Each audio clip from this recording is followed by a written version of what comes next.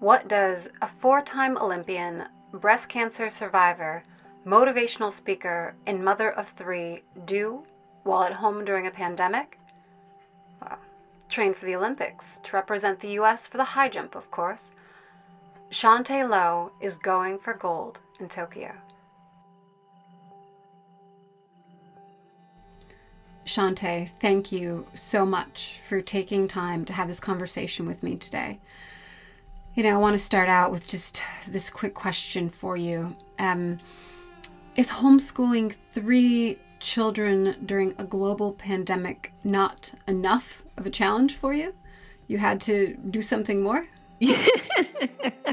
Well, we weren't doing anything else, so no. Indeed. Again, Chaunte, thank you for taking time to share your story. Yours is one of strength and love and hope. Hope above all else. Let's start by going all the way back to the beginning. You had a mother who was an addict and a father who was incarcerated. You went to live with your grandmother. And that is where you found solace. For so many young people who are growing up feeling very lost, without a mother or without a father or without either, what advice would you give for feeling found? How did you get through all of it? I think that it really started with realizing that, the things that were happening with my parents were cyclical. So my mother came from a broken home where my grandfather abused my grandmother, and it was just a whole cycle. She ended up getting an abusive relationship, found depression, and just really kind of suffered through those things, and then turned to whatever form of medication to try to numb the pain and the hurting. And with my father, same thing. He got involved in drugs early on, ended up losing his scholarship to college, and then got back into that cycle. So I think that me realizing early on that that was a cycle that was happening from generation to generation of my family, I wanted to stop it. Not only because I saw where that path led, and I knew that I didn't want that to be part of my life, but eventually I knew I wanted to have kids, I wanted to have a family, and I did not want that to be their future. So, definitely when I was in around sixth or seventh grade, I got the chance to go live with my grandmother, a single grandmother, and she kept me out of trouble by keeping me busy. And the two places that I went was on the sports field and to church. That was it. And I think that, as kids, that might be going through that same situation right now, do not underestimate the value of the opportunities presented to you at this age. It may be academics, it may be sports, it may be extracurricular activities, but find something to really find your place, find your fit, be great at something. You could be a great student, but it will afford you more opportunities to change that cycle in your life. And don't feel victim to it, and know that you can change it if you take advantage of the opportunities that are presented to you. And that's the advice that I would give. And don't try to fit somebody else's box. Find your fit and be great at something and get out. Because I knew my mom loved me. I knew that if given the choice, she wouldn't have made the decisions that she did if she didn't feel so powerless to those things. And so I know that it's something that I could never start. It was one of those things like, if I ever started, this is the roller coaster that I was on. And I just chose to never start. And so for me, I know there was a program back in the 80s, 90s, and 2000s called DARE. It worked for me. Drug abuse resistance education worked for me. But yeah, that is something that I was like, no, nope, not me. Yeah, and so it's so interesting because you'll hear about kids who grow up in the same situation, a really difficult, not ideal situation, and that some, like you're saying, will follow the cycle. And then there are others that will do just the opposite and they'll break away from it. And the fact that you identified that and realized that at such a young age is awesome. Thank you. So that was your beginning. Now, I want to fast forward to a time when you felt something was wrong. Literally. You felt a lump. and brought it to the attention of your doctor. Your doctor dismissed it, advised you to come back when you were 40. You didn't accept his advice. You sought out a second opinion months later. Months later, when the lump was larger, and so was the cancer. After a double mastectomy and chemotherapy, as a young woman, as a young Black woman in America, do you feel that the system failed you? What advice do you have for other women who are told they are too young to have cancer? In one way, I could say yes, but because I knew that the system was faulty and flawed, and the same thing that caused me to know that something was wrong with my body is the same thing that caused the doctor to dismiss me. You're young, you're fit, you're athletic. But because I was young, fit, and athletic, I was very in tune with my body. I understood the changes in my body, and that's why you have to make yourself aware of the resources, once again, that are out there. And I knew that what I was looking for. I knew that if there was any type of changes in my breast tissue, the density, a lump that wasn't there before, like I knew that those were alarm bells. And going to websites like the American Cancer Society, Komen, just anywhere that they're really putting up that information, make yourself aware of it, because the reality is, in America, 1 in 8 women will be diagnosed with breast cancer, and the disparities for African American women to be diagnosed with later stage, more aggressive breast cancers and dying from it is higher than our white counterparts. So when you know that to be truth, you can't just take what a doctor tells you at face value, and you have to be your own advocate. So one system failed me, which was, the doctor dismissing a clear lump that was found in both the ultrasound and a mammogram. But then another system didn't fail me, and it actually gave me empowerment and hope and information. And that was the one that says, no, you have to be your own advocate, listen to your body, know you're normal, and if anything doesn't satisfy you, continue to keep pressing until you find an answer that yields the results that you need. Right. And so here we are again. It's about being aware. A moment ago, we talked about when you were young and being aware of that cycle that you saw, and now being aware of your body. So it's about being aware not only mentally and emotionally, but physically too. Yes. Yeah, all kinds of awareness going on. Is there a theme going on? Are we on some type of show that has something to do with being aware? I must be aware right now.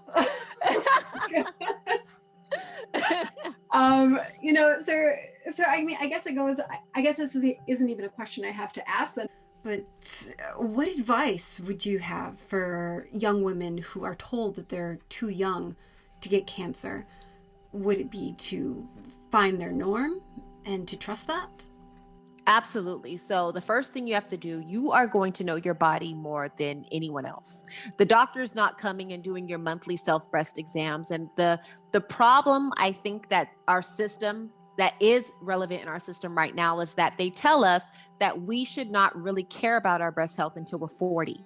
Mm-hmm. But the problem is we have 18-year-olds, 22-year-olds, 25-year-olds being diagnosed with stage 3, stage 4 cancers, and they're not making it to their 40th birthday. So something in that system has to change.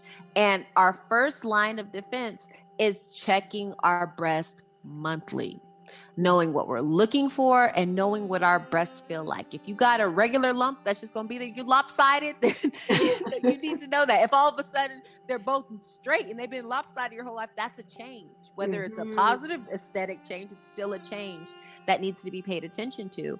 And one bit of advice that I found was actually on social media, where a girl that was diagnosed with cancer said that if the doctor ever refuses to give you the diagnostic test that you want, tell them to write that they're refusing to give you that test in your file. Oh. And when you do that, they don't want to do that, because if anything is found afterwards, they're then liable. And so that's a way to really press and get those exams, because nobody wanted to give me a mammogram. And unfortunately, I had to exaggerate some stories just to get one. But had I not done that, I would have never gotten it. Wow. I mean, that blows my mind. I can't imagine we have all this technology and for someone to say, I want a mammogram and no? What? I think I was turned down probably 3 times before I got one. And I realized that there were keywords and different things that I needed to say in order to get one. And it's very unfortunate because, that's just the standard. A lot of it there has to be legislative change. Mm-hmm. And I think that, but we know that legislative change is slow and long coming. So it makes more sense for us to be that first line of defense. Right now we have to work with what we have because time is not on our side when it comes to these things. So right now what we have is knowing our normal and advocating for our own bodies. Yes. Advocating for our own bodies. Such great advice. I want to take a moment now to talk about when you first got the news, when you first received your diagnosis. And I quote, you said, "My first thought was, I'm going to leave my children without a mother. My second thought was, there's no way I'm going to leave my kids without a mother." That's what you said to yourself. What did you say to your kids? So I think that they saw the worry on my face. So there was an 11-month time period where I have this lump in my body that I'm being told was a lymph node and not to worry about or come back or revisit for 6 years. But as an athlete, I know lymph nodes swell because of infection, bacteria, sickness, something like that. And I had done all of my due diligence to where those lymph nodes should have started to shrink and get smaller and go back to normal size. But instead it was growing and it was changing shape and it was changing texture. And I think, I got to the point where I was doing probably 9, 10 self-breast exams a day. I'm just walking around the house like, and they see that worry on my face. And so it was something that had become a part of the whole family to where it finally hit the boiling point. Like, no, he's wrong. We're going back. And so the time period from when I went back the second time and actually got the diagnosis was only 8 days. Oh my gosh. 8 days from that time, from the second one. And just, they knew that I had went to the doctor. They knew I'd had the biopsy because I had the little surgical, tape and everything. And they were just like, I took them with me to the appointment. I was so sure it wasn't breast cancer. You're used to being positive. And I waited till we got home. The drive home was 1 hour and it was very quiet.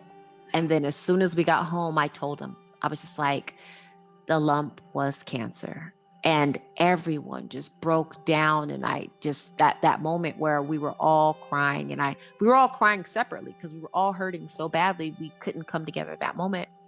And I was in my closet with my husband. I was apologizing to him that, number one, that, we started this journey together and I was going to leave him and he was going to have to take the responsibility of the kids.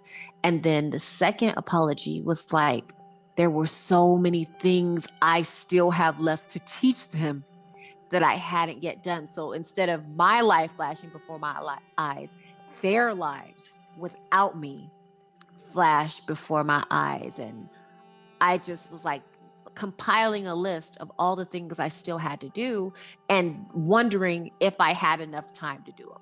That was like, and then when I calculated that I don't have enough time to do all these things, that's when I was like, okay, forget it. Nope, I can't go. The job's not done. I can't go. I still have a lot of things to do and nobody else is fit to do this job but me. And that's where I decided to fight. And I get the opportunity to speak all over the world and talk to different groups of people and tell them about the championship mindset and goal setting and how you do it. And one step that nobody likes, but it is very, very important to any process is sacrifice. And the sacrifice is the part where you yield your flesh, your body, your mind, and you give it over to what you have to do to get the job done. And in this case, that was a vegan diet, that was staying up all night researching the best statistical possibilities of success, that is reading thousands of Google reviews to find the best oncologist, surgeon, nutritional team around me, figuring out my resources. And that's where I found that a lot of those resources were compiled for me on the American Cancer Society website, on social media. But that was my sacrifice. And I'm still walking through it. I'm still trying to heal my body. The mastectomy, the chemotherapy.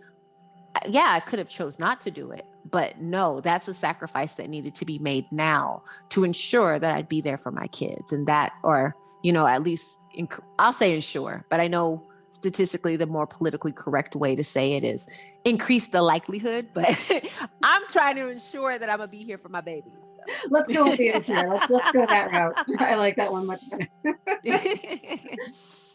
Wow. The fact that it wasn't your life that flashed before your eyes, but the life of your children without you there that flashed before your eyes. Wow. With everything that you went through, there were so many different roles that you had at the same time. The role of a mother, of a wife, of an athlete, of a woman. Were there different struggles for the different roles? Yeah, absolutely. I think that, when you talk about a woman, like as a woman, you think that you lost your womanhood, your identity, your breast. That's a thing, your level of intimacy. Would you still have intimacy? Am I going to have an intimacy-less life? Like that, like what is the quality of this life that I'll have left? It definitely was something that was weighing heavily on my mind, but my husband was so loving, so caring, and so understanding that I realized that, wow, he loves my soul. Like,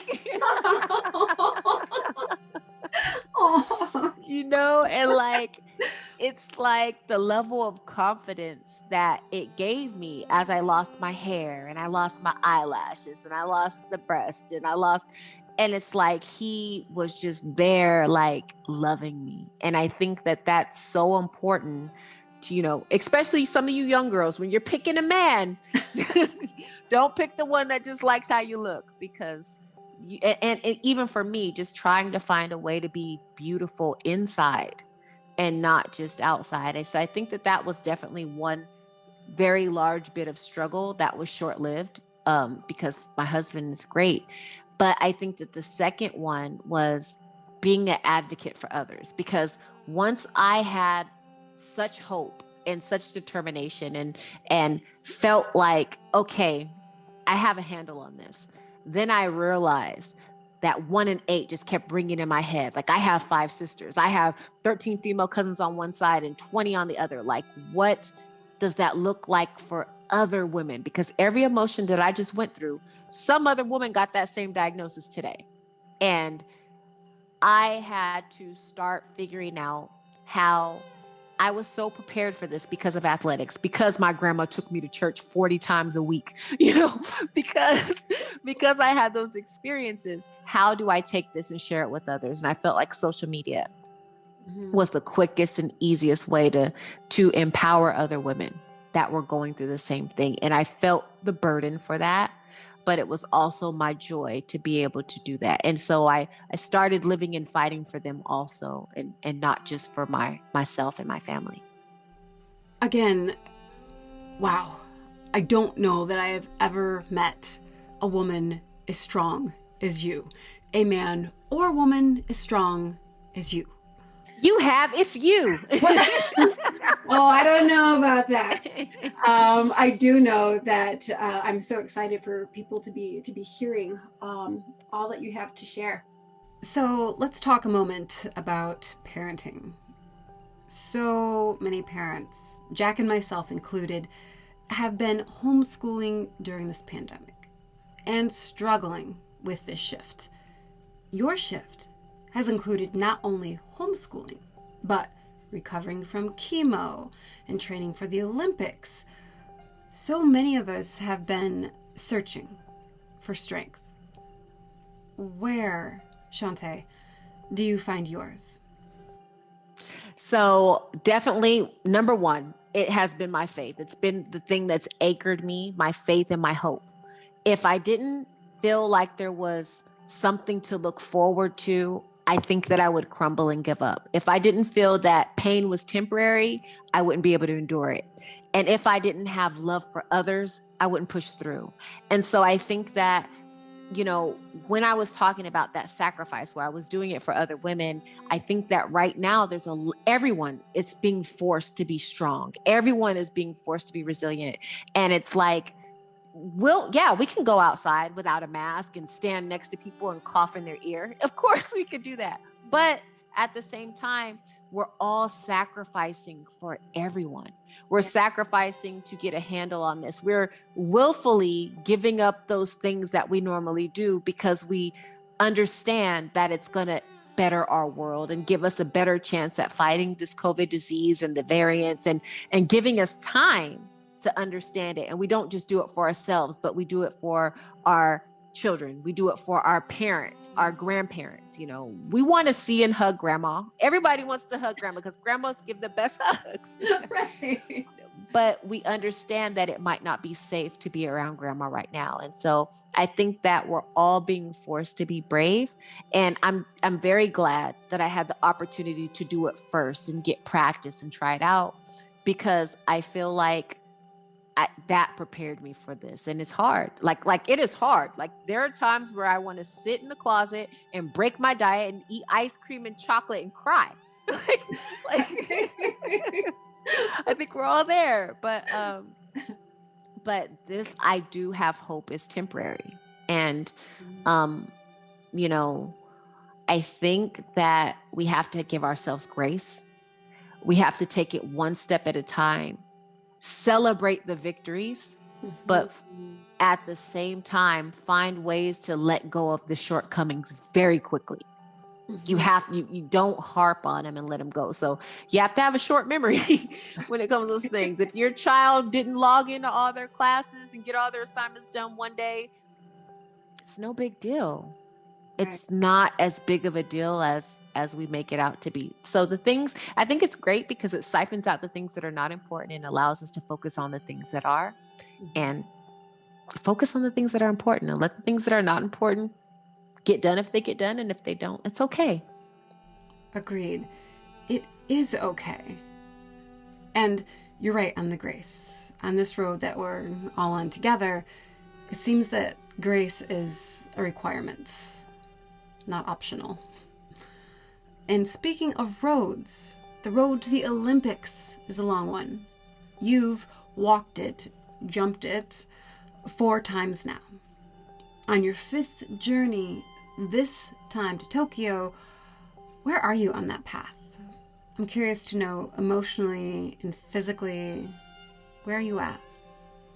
Yeah, so it's kind of hard because every day you open the computer, it's like, they're canceling the Olympics. They're not. They're vaccinating everyone. They're not.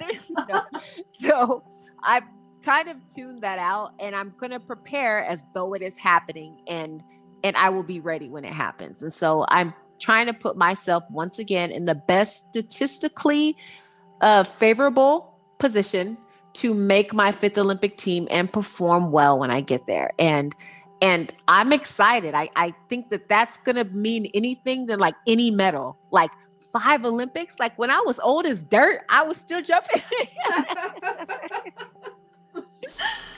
I mean, really though, I mean, you already mastered so much, and yet you continue to set your heights higher and higher. With a 5th Olympics and master's degree on the horizon, what message of hope do you have for those who are seeking and reaching higher and higher for more? I would say the first thing is it has to be something that is meaningful to you personally. So like if somebody told me like, hey, would you like to be the peanut butter champion of the world? Like that's not gonna do anything for me. It has to have something with sustainable meaning. And I think that it's very important to monitor your progress towards those goals. And as you meet like small incremental goals, you have to set another one just outside of reach. And I think that that's what's propelled me so far, where I didn't just come out my first day and say, I'm going to be the world record holder. Like that was never it. It was just taking it one step at a time. And once I clear that hurdle, setting the standard a little bit further, then clearing that one and setting it further. And I think that for anyone who wants more, after you reach your goal, enjoy it, like I said, for a second, then have a short memory and then go for the next one and continually have progressively more difficult goals, one little step at a time. And that's what's done it for me. Thank you so much, Chaunte, for your strength, for your hope, for your incredible story, and for that gorgeous smile. Thank you so much for sharing everything with us. Thank you for sharing this platform with me and allowing me to be able to share my story. I hope also that we can impart hope in others, and I appreciate you taking the time with me today. Chaunte, keep rocking it like you do.